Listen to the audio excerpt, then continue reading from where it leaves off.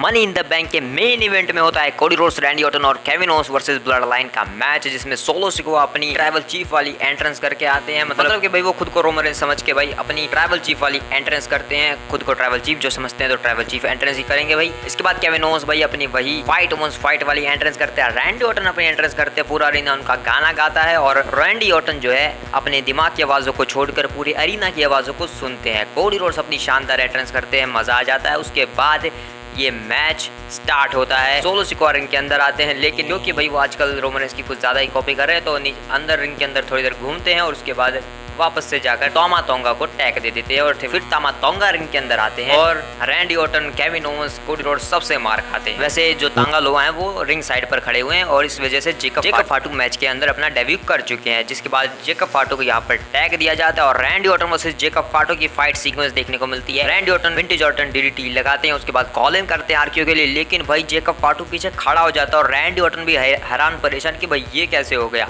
उसके बाद भाई जेकब फाटू रैंडी ऑर्टन को बुरी तरीके से धोते हैं, अपनी ब्लड लाइन के साथ मिलकर अपने कॉर्नर में ले जाते हैं। जिसके बाद किसी तरीके से भाई केविन ओवेंस को टैग मिलता है, एक हॉट टैग, और रिंग के अंदर आते हैं, मामला गर्म करते हैं। तामा तोंगा को एक सेंटॉन बॉम्ब लगाकर पिन करते हैं, लेकिन जेकब फाटू आकर पिन फॉल को ब्रेक कर देते हैं और जेकब फाटू भाई घसीट कर तामा तोंगा को अपने कॉर्नर में ले जाकर खुद टैग ले लेते हैं। और उसके बाद जेकब फाटू रिंग के अंदर आते हैं और यहाँ पर भाई मैंने कहा था ना कि ये 4-on-3 एक हैंडीकैप मैच है, तो वो भी देखने को मिलता है। तांगा लोआ भाई रिंग साइड से काफी ज्यादा इंटरप्शन कर रहे थे मैच के दौरान, लेकिन फिर कोडी रोड्स को एंड में यहाँ पर टैग मिलता है और Cody Rhodes versus solo Sikoa की फाइट होती है, जहां पर कोडी रोड्स जो है सुसाइड डाइव्स लगाता है और एक सुसाइड डाइव वो तांगा लोआ के ऊपर भी लगा देता है। तो क्योंकि वो सुसाइड डाइव जेकब फाटू के ऊपर तो कनेक्ट हुई नहीं, तो जेकब फाटू यहाँ पर कोडी रोड्स को धोने लग जाते हैं और बैरिकेड में स्पेयर लगाने के लिए भागते हैं, लेकिन कोडी रोड्स यहाँ पर पलटवार कर देते हैं, जेकब फाटू को बैरिकेड के पीछे फेंक देते हैं। और उसके बाद जैसे रिंग के अंदर जाते हैं, स्पेयर मिलकर देखने को मिलती है सोलो सिकोआ की तरफ से। कोडी रोड्स को पिन होता है 1-2, लेकिन किक आउट होता है यहाँ पर। और उसके बाद कोडी रोड्स यहाँ पर एक पैटेगिरी लगाने जाते हैं, लेकिन सोलो सिकोआ उस पैटेगिरी को जैसे ही ब्रेक करता है तो भाई वो रेफरी के ऊपर एक क्लोज लाइन लगा देता है। उसके बाद कोडी रोड्स को मौका दिखता है, वो एक क्रॉस रोड्स लगाते हैं, लेकिन पिन नहीं कर पाते क्योंकि भाई रेफरी तो बेहोश है। तो कोडी रोड्स एक प्लान बनाते हैं, वो अपने दोस्तों को रिंग के अंदर बुलाते हैं, केविन ओवेंस को बुलाते हैं, उससे सेंटॉन लगवाते हैं सोलो सिकोआ के ऊपर,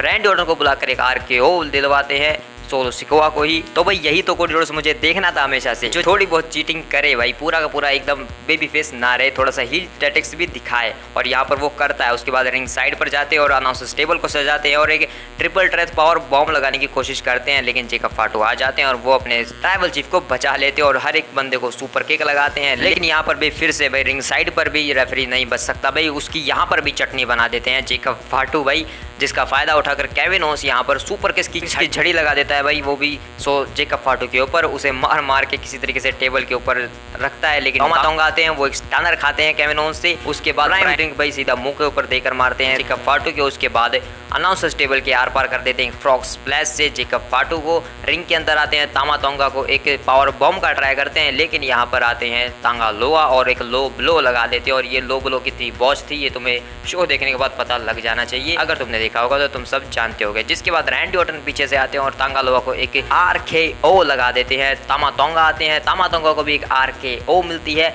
पीछे से सोलो सिकोआ आते हैं, उनकी तरफ से एक समोन स्पाइक रैंडी ऑर्टन को, और फिर यहाँ पर कोडी रोड्स आते हैं और फिर लगाते हैं अपने fired up finisher cross roads, वो भी 3 बार भाई। हाँ, वो तीसरी बार लगाने चाहते हैं, एक बार लगाते हैं, दूसरी बार, और जब तीसरी बार के लिए उठाते हैं तो तभी इम्पल्सर आ जाता है जेकब फाटू और एक शानदार टॉप रोप से एक मूल शॉट देखने को मिलता है जेकब फाटू की तरफ से, क्रॉस रोड्स को धराशायी। उसके बाद एक एजुकेशन डीडीटी कोडी रोड्स को जेकब फाटू की तरफ से, और अपने ट्राइबल चीफ को उठाता है और कहता है कि चलो खेल को खत्म करते हैं। तो दोनों मिलकर यहाँ पर एक खतरनाक डेंजरस, पता नहीं क्या कहूँ, ऐसी एक समॉन स्पाइक देखने को मिलती है। और फिर जेकब फाटू जो है रेफरी को रिंग के अंदर फेंकते हैं और पिन होता है। सोलो सिकोआ कोडी रोड्स के ऊपर पिन करते हैं 1 2 3, और इस तरीके से हमारे नए ट्राइबल चीफ यानी कि ब्लड लाइन के नए ट्राइबल चीफ सोलो सिकोआ जो है वो जीत जाते हैं इस मैच को, वो भी कोडी उसको पिन करके खुद से। और इस तरीके से सोलो सिकोआ की ब्लड लाइन का एक आतंक खौफ जो होता है वो लागू हो चुका है भाई। ब्लड लाइन का मैच है, रेफरी जरूर धराशायी होगा भाई। रेफरीज की जब होते होगा भाई कौन बनेगा ब्लड लाइन के मैच में रेफरी, तो सब लोग हाथ नीचे कर देते होंगे, ऐसा होता है भाई। इसके बाद सोलो सिकोआ बैक स्टेज में जाकर सबसे खुद को एक्नॉलेज करने के लिए कहते हैं कि सब लोग मुझे एक्नॉलेज करो। और क्योंकि भाई अब सोलो सिकोआ ने पिन कर लिया है कोडी रोड्स को, तो अब यहाँ से सिंपली वो चीज सेटअप हो चुकी है जो मैंने ऑलरेडी प्रेडिक्शन वीडियो में तुम्हें बता दिया था। समर स्लैम में Cody Rhodes versus solo Sikoa का अनडिस्प्यूटेड WWE चैंपियनशिप मैच। तो सब कुछ भाई उसी तरीके से हुआ। तो मैच को मेन इवेंट में रखा और काफी बढ़िया मैच था भाई, लेकिन इससे भी बढ़िया बढ़िया मैचेस जरूर हुए थे मनी इन द बैंक में, और वो भी बहुत ज्यादा इंटरेस्टिंग थे। तो उनके बारे में बात करेंगे। और तुमने ये मैच देखा, तुमने सब कुछ देखा, तो तुम कमेंट सेक्शन में अपने ओपिनियंस बता सकते हो तुम्हें कैसा लगा। तो मिलते हैं किसी और वीडियो में, तब तक के लिए बाय।